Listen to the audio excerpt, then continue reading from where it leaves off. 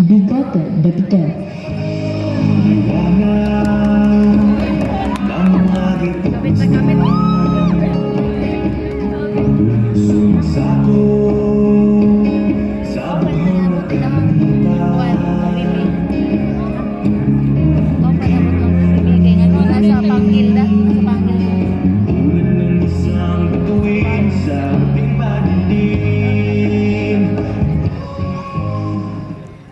Broadcasting live from the land of beauty and bounty, Lanao del Norte.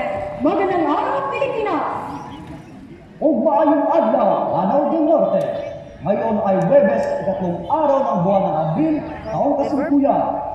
Kami ang inyong kaagapay sa paglalakbay sa mundo ng pagbabalita. Ako si Juan Los Santos. At ako naman si Antonera, Bigaten Depete. Balita, edukasyon at kaalaman. Para sa mas matatag na kinabukasan. Nagsimula na ang Regional Schools Press Conference sa Lanao del Norte. Narito si Joyce Marie Sumatra para sa mga detalye. Joyce? Anthony, isang inganding malamahita ang pasado na naganap sa pagbubukas ng RSPC 2025 ng Region 10 na inilusal sa Lanao del Norte. Kahapon, ikalawang araw ng Abril taong kasalukuyan na may temang talento at husay ng bagong henerasyon para sa progresibong rehiyon. Ipinamalas ng mga estudyanteng mamamatayag ang kanilang katayuan sa larangan ng guro. So, this Regional Schools Press Conference is a very good training ground for our students. More in their future career. Ang patimpalak na ito ay hindi lamang pagpapakita ng talino. Ito rin ay nagbibigay ng oportunidad para makamit ang progresibong kinabukasan. Ako, si Joyce Marie Sumatra, ang inyong laging handa at tapat na kaakibat sa matatag na pagbabalita. Balik sa inyo, Gwen. Maraming salamat, Joyce. Samantala, dumalang sa The Hague, Netherlands, sina Hanilet at Tito Duterte noong ika-20 ng Marso, kasalukuyan. Dumating sa The Hague sina Titi at Hanilet para sa karawan ni dating Pangulong Duterte. Tumangging magbigay ng kahayag ang mag-ina, ngunit hinati pa nila ang kanilang mga taga-suporta. Ayon pa kay Vice Presidente Sara Duterte, naka-schedule na bisita ang mag-ina sa loob ng ICC Detention Center noong ika-28 ng Marso. Susunod! NMRAMI 2025, umarangkada na! At Elias Signature Dance Move, trending online.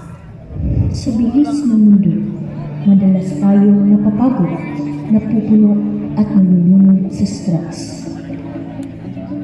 Pero may paraan para alagaan ang ating isip. Magpahinga, huminga, at gawin ang mga bagay na nagpapasaya sa iyo. Makipag-usap sa pinagkakakiwalaan, hindi mo kailangan harapin ang lahat. Alagaan ang sarili, alagaan ang isip, dahil ikaw ay mahalaga. Para sa Kabutang Sports, taus-pusong isinalubong ng Leon Jess ang mga delegado para sa NMRA Meet 2025. Sinupresa ng Misamis Occidental ang mga atletang dumalaw sa NMRA Meet 2025, karagdagang nag-init ang 14 na mga dumalong dibisyon kasama ang Iligan City, Lanao del Norte, Malaybalay City, Misamis Oriental, Valencia City at kasama ng ang kabilan sa Misamis Occidental. Nagbigay din si Gov Waminal na ikinagalak ng Miss Misamis Occidental na maging host sa NMRA Meet 2025. At yan lamang para sa Balikan Sports. Oh, hi!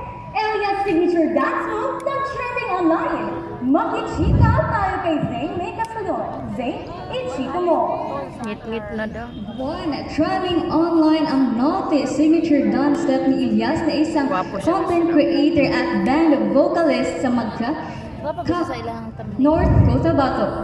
Ang naughty dance move na ito ay hindi lamang nagbigay aliw sa mga manonood dahil pinagkakaguluhan din ito ng mga kids sa Mindanao. Naha-senior ito sa kanyang tatay alias senior.